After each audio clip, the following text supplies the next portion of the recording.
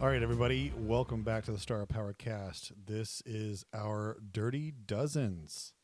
Oh yeah, Yeah, we are in inning four, fourth and inning, yep. top of the fourth. So we're just gonna get started here, man, because we want to talk about these players. Yeah. Now, to recap just a little bit, we've already gone from 108 and Bill Foster all the way down to Cool Papa Bell at number 73. So we're ready to start with the guy that's on the screen right now, And just so Jim. the audience knows, I can't see the screen. Jen Trova can't see the screen. I'm the one that's directing all that. So he's basically Yeah, running green screen yeah. weatherman. By the way, we would like you to subscribe and like our stuff. That'd be kind of cool. Yeah, Only cool people like and subscribe things. is that right? If you don't Okay, like and subscribe, that means you're not cool. that's what it is. Yeah, Yeah. and you can't sit at our lunch table. Well, I don't know. I'd invite anybody to the lunch table, man. I'm not gonna segregate people. I just won't do that. All right, Okay. all right. Well, we're going to start with I might even just somewhere down the road make a spot for Cap Anson, but still give him dirty looks the whole time. All right. we're going to start with one of the nicer guys in baseball right here. Yeah. This is actually one Number of the nicest. 72. Jim Tomei is number 72, whose son just got drafted, by the way. He did, Yeah, yes. for the White Sox, I believe. I thought it Um, was. yeah. So Jim Tomey, one of the best power hitters of all time. I mean, you can't put a top 100 list and leave off a guy that has what 600 plus home runs. I mean, 600 plus home runs, OPS of 956, man. yeah. I mean, This guy's brutally good. yeah, he's just and I think we take offense into account way more than people like, but honestly, that's the name of the game. You got to score runs. And this guy is a super prolific run scorer. So And you called him mostly a DH, but the guy played a really solid first base. The guy was a good first base. He was a third baseman, but he was a good first baseman. And the team that really made Tomey come into his own was that 95 Cleveland Indians team. yeah, no, I mean, yeah. Tell me, got some corner infield going on at the beginning of his career. Yes, he has over 1,100 games at first base and 800 at DH. So yeah, he's more of a first baseman. I would say that statistically.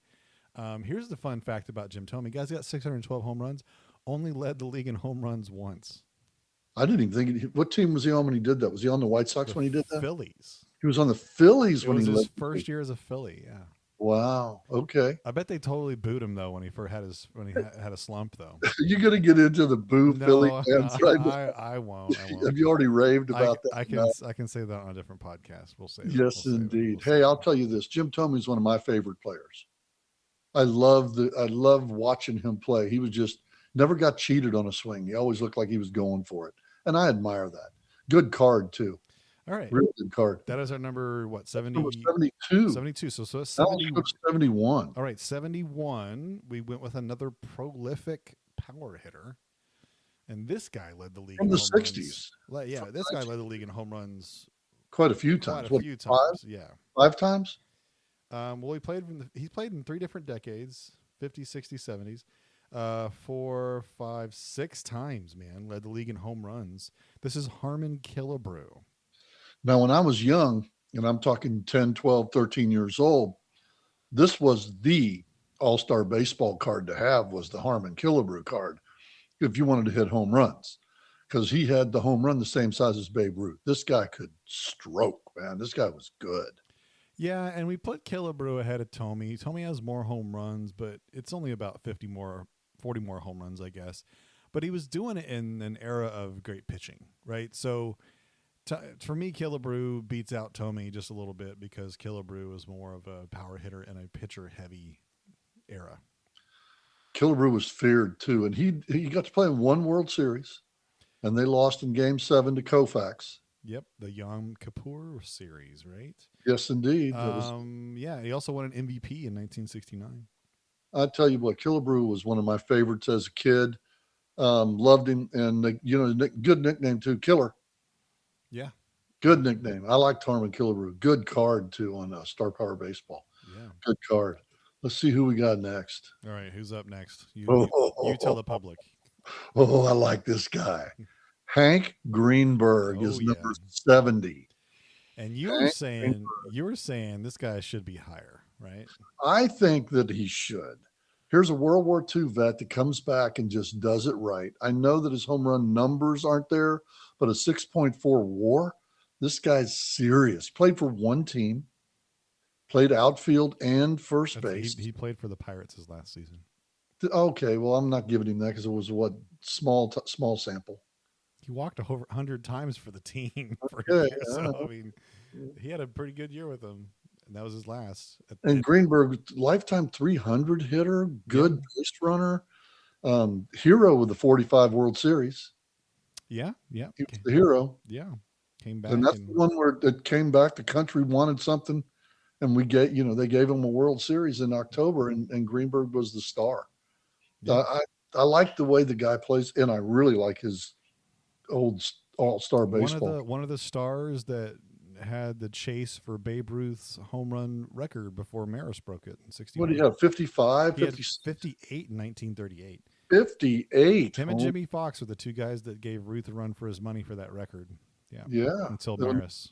Yeah, there you go. And Greenberg, man, he was like the first famous Jewish guy to play baseball. Well, first like most prolific Jewish baseball. Yeah, there you go. That's what I mean. Star. Yeah. I liked him. That's card number 70 right there. We're starting to get to the meat and potatoes right here. Card number 69. All right. One of my favorite classic Giants players. And he did not play for the Giants his whole career, but for the majority of his career, he played for the Giants. There was a small stint in San Diego and Oakland. This is Willie McCovey at number 69. The big swish, the big they named a cove after this guy. That's true. Yeah. They got McCovey Cove out there in San Francisco on the outside of the ballpark there in right field. Speaking of other players that won MVPs in 1969, so did this guy. So him and Killebrew they both won MVPs in 1969. This guy's only an average WAR of 4 though, but I'm liking McCovey because of longevity and because of the home run total. Why do you think his average WAR is 4? Because he's played first base. Okay, and he's not a defensive prowess. He's a 23 rated first baseman. Yeah, so he's not a very good field. He's an average, slightly, maybe a little bit below average fielding first baseman. Yeah. Okay, boy, I'll tell you what though, that last out that he made in the '62 World Series, when he smoked the ball and Bobby Richardson jumped a little bit and caught that thing. Oh, and I'm gonna say this too: all those people out there that overcompensate defensive prowess at first base. Come on, man. Would you rather have Keith Hernandez or Willie McCovey?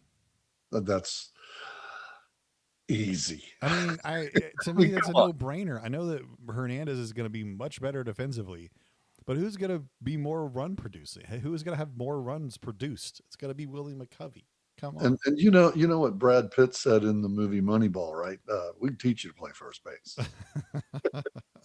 We're not trying to criticize. Well, I guess we are. But we are. I guess if Hatteberg can make the movies, if they can teach Scott Hatteberg to play first base, come on, how hard can it actually be?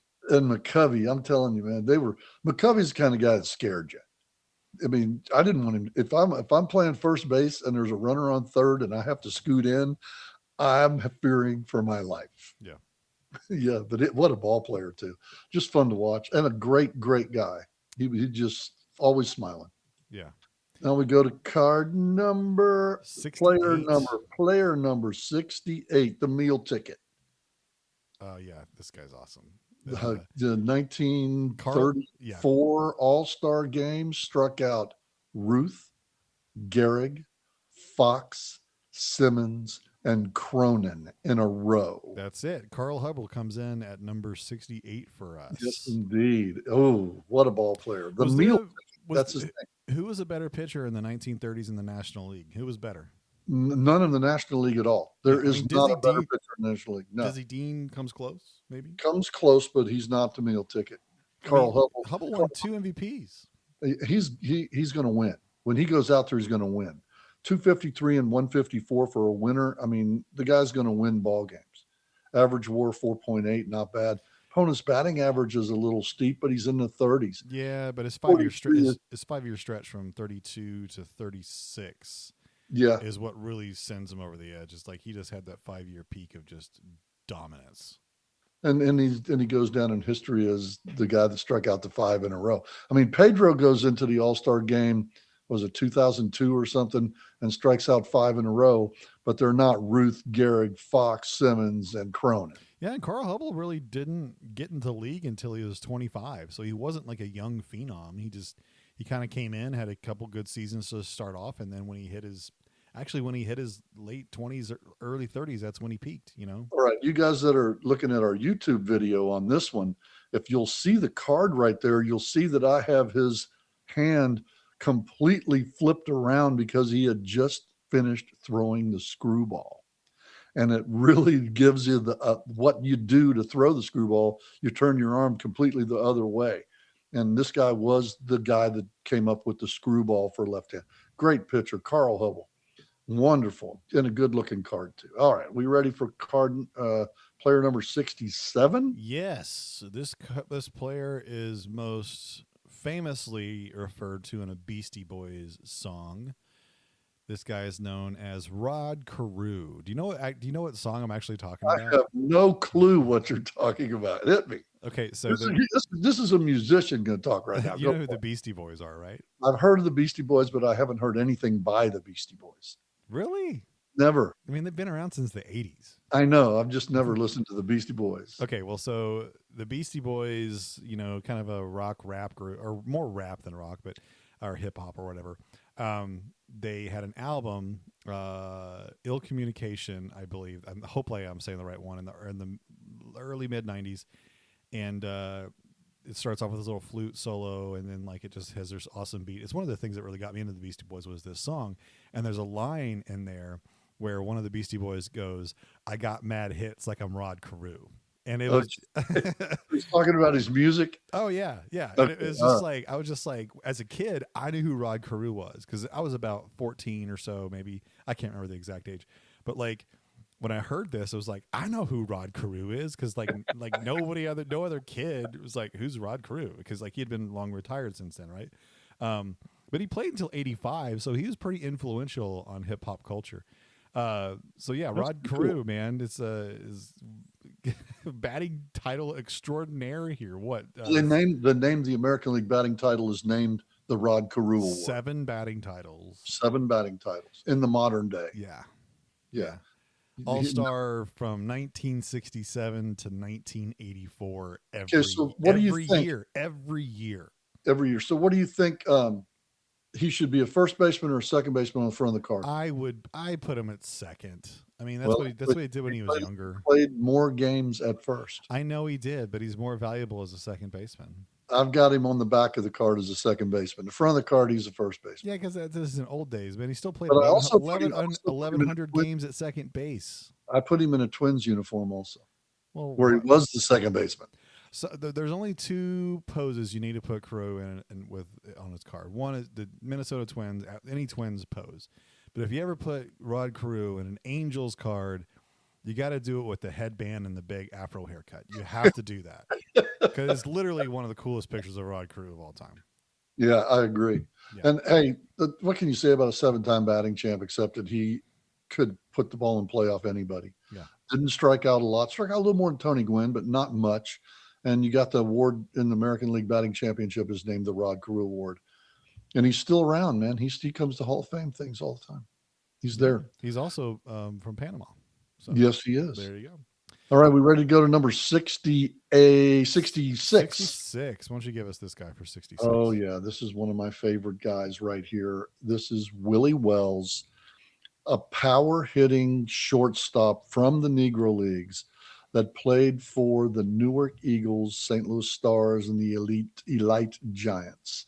This guy is a legend, a 328 lifetime with an 8.2 average WAR. Yeah, he's a beast. 8.2 average WAR. That's 2 guys, man. That's 2 guys. 2 stars. Yeah. Yeah. Willie Wells. Yeah. I mean, I really wish we had, more solid numbers on this guy, but I mean, what we do have is actually pretty good for 1920s and 30s stats. But again, this is the issue with some of the Negro League players is that I want to put them higher, but it's hard to justify it sometimes with the limited numbers, even though the numbers we're getting in and they're doing more research and finding stuff, which is cool. And it could change too, because they keep finding more and more all the time. Yeah. Yeah. And it's really good that they do. I love the research, but this guy right here is the epitome of the Negro League ball player. He's a 45 plus base runner. He's a sack 2. He's a power hitter hitting 27.5 at bats per homer. That's a power hitter, but he's still a 328 lifetime, 947 OPS. He's stacked. He's a babe. He's the way to go. Yep. Yes. He's there. Oh, by the way, he's one of our natural, not two-way player 25-point cards. Oh yeah, because of the +2 shortstop. Because of a +2 shortstop and a 45 plus. Yeah, this guy's a beast. Okay, going to card number 65, player number 65. Introduce this one, Gentrova. All right, we have Auburn, from Auburn University, the Big Hurt, Frank Thomas. Yes. You know who gave him that nickname? No. I believe it was Ken Harrelson, Okay. the Chicago White Sox announcer at the time. The Hawk. The Hawk, yes. Said something one day, said, that hurt. And he goes, that's a big hurt. And it stuck from that time on. And this guy was frightening. This guy's kind of in the same realm as Jim Thome, but I put him above Jim Thome because I think he was a scarier player in the younger part of his career, right? So he led league in major categories. Thome did not. Frank Thomas did. Like Frank Thomas led the league in walks several times. Never led league in home runs, but never led league in RBIs. But he did lead the league in the softer stats like OPS, OPS plus, slugging, OBP, lots of OBP, RBAT plus. Like he's. I thought he won a batting title.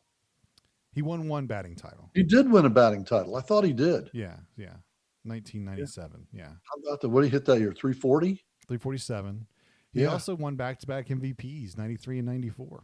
MVPs. And you know, the whole sad thing about Frank Thomas, when the White Sox win that World Series, was it 2005? And he wasn't part of that. He was on the team. He was on the team, but he was hurt. Yeah. He was injured.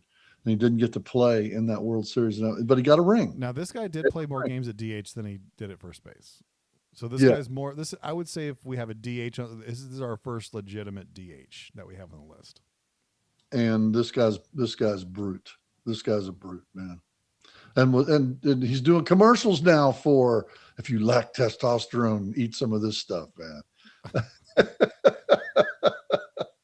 Frank is the man. All right. Who's up next? Doing the card number, player number 64. In my opinion, this guy right here is the most consistent switch hitter in the history of baseball. Third baseman, outfielder for the Atlanta Braves. They didn't win a championship until he got there, 95, Chipper Jones. Yeah, and if it wasn't for the Yankees, they probably would have won more. Chipper Jones is the only switch hitter with as many hits as he's got. What has he got? 2,800 hits? Let's see, 3,000. 2,700. 2,700. He's the only switch hitter like that batted 300 from both sides of the plate. Yeah. He hit 300 lefty and 300 righty. You know what the sad part about his card is, though? He's a +1 because he misses the OPS by 1. By 1 point.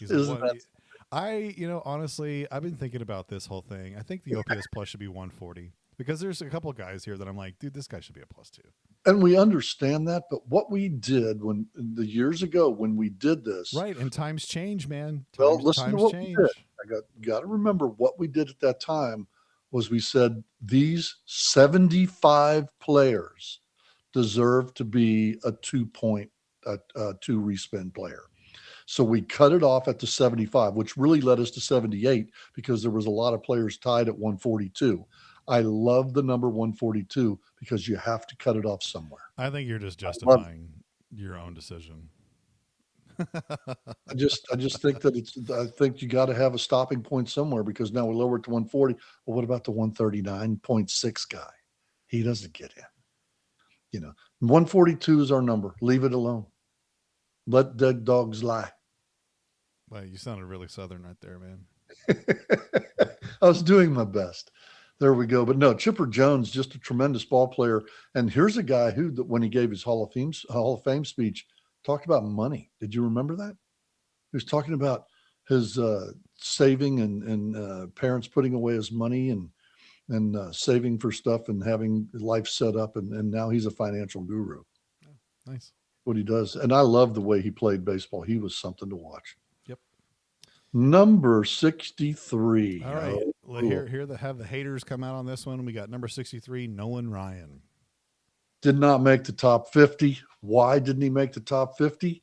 Probably because most of his career he played for crappy teams. I hate citing guys on the teams that they played for. I'd rather just be for the player. I think this guy is a clear-cut example of why wins and win totals can be an obscuring stat. Not necessarily a bad stat, but they can obscure the viewpoint you have on a player. Because the old school argument for this guy is like, well, he had 292 career losses as well. And it's like, okay, well, how many losing teams did this guy play for his career, right? So like, for example, his 1976 season in California, he went 17-18, right? So he led the league in losses that year, but was he playing for a good California Angels offensive team? Not at all, or defensive either. And look at his ERA. They were 76 and 86 that year. Look at his ERA plus that season. Yeah, it was average. Okay, there you are. The thing about Ryan is this. The guy pitched for 28 years, whatever it is, 66 to 93. He pitched forever.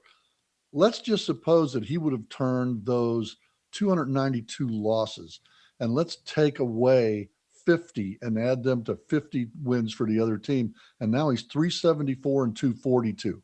Now, does he come up as maybe the greatest right-handed pitcher of modern era? Probably. That's if he plays for the New York Yankees. I think if he plays for anybody else with the California friggin' Angels. But he's the main Sorry issue, about that, Terry. Yeah, Angels or the Astros when like they weren't the early 80s Astros and then just the Texas Rangers in the late 80s and early 90s who were just not good. But he actually, honestly, when this guy was 40, he was one of the best pitchers in the league. Threw a no-hitter after the age of 40. Yeah. Led the league in strikeouts after the age of 40. I don't see people making a top 100 list and not putting Nolan Ryan on there. I just don't see it. Here's the thing about Nolan Ryan that separates him from everybody else. He struck out more batters than anybody else ever did. He walked more batters than anybody else ever did in the history of the game, and gave up less hits per 9 innings than any starting pitcher with 100 wins. Yeah. The team batting average against him is 195. I mean, Nolan Ryan has the most no-hitters, 7, 1-hitters, 2-hitters, and 3-hitters. He took no-hitters into the 9th inning over 30 times. Yep. The guy, every time he went out there, you could throw an error. Here's a guy why you came up with the rule, on your rule, strike out the side, 1, 2, 3 inning, add a respin. It was this guy. So maybe we can pitch a no-hitter with this guy. Yep.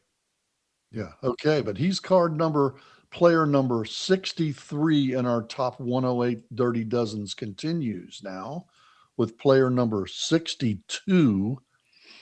All right. We have yet another multi-batting title player here. We have Mr. Padre himself, Tony Gwynn. Played 20 seasons, 3,000 hits. 8 batting titles. 8 batting titles, and the National League batting title is the Tony Gwynn Award. Fittingly so. The only season Tony Gwynn didn't hit over 300 was his very first season, and he hit 289. That's incredible. Isn't that crazy? That's incredible. That's nuts.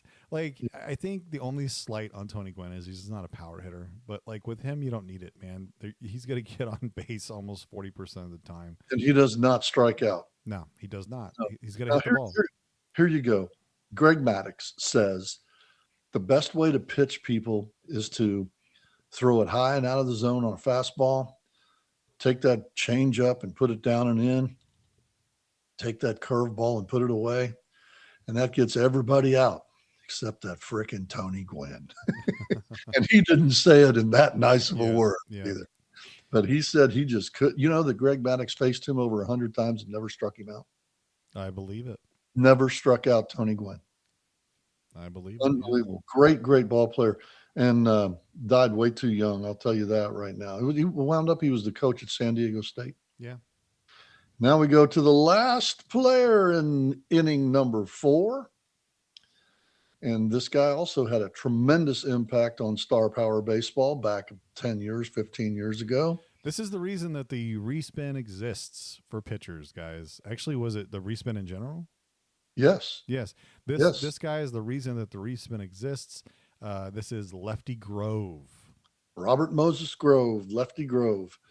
Oh, you hear all of Lefty Grove is this, Lefty Grove is that.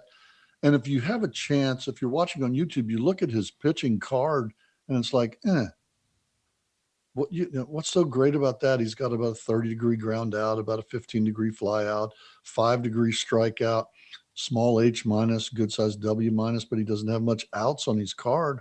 What's so great about this guy? And yet he has one stat on his MLB reference page that stands out above everything else, and that is ERA plus. Yeah. What you got? Are you looking at it? Yeah, it's 148 lifetime. But like this guy from 1928 to 1937 is just simply nobody's done what he's done as a pitcher for that year, for that dominating stretch. Did he lead the league in ERA 5 times in a row? 4 times in a row to lead the league in ERA in an era when earned runs were 5 and 6 a game. In 1930 and 1931, he had 2 seasons with a 10.4 WAR. For a pitcher. Unbelievable. In 1936 with the Red Sox, he had an 11.2 WAR. 11.2. Now you have to remember the reason, he's so good compared to the league though, but the 1930s, literally probably one of the worst eras for pitching ever. Like in the modern era, I think you're correct. Just really bad time for pitchers, right? So he's leading all these categories as the best pitcher in a time where the pitchers just did not stack up. They just weren't. Now they were probably talented, but again, the ball more than likely was livelier, that type of stuff. But Lefty Grove, the number one pitcher of his era, and he is our number what? Number 61 and the last of the Dirty Dozen for inning number 4. That's going to wrap it up, man. All right, folks. Take care. We'll talk to you next time on the Dirty Dozens. Thanks for tuning in.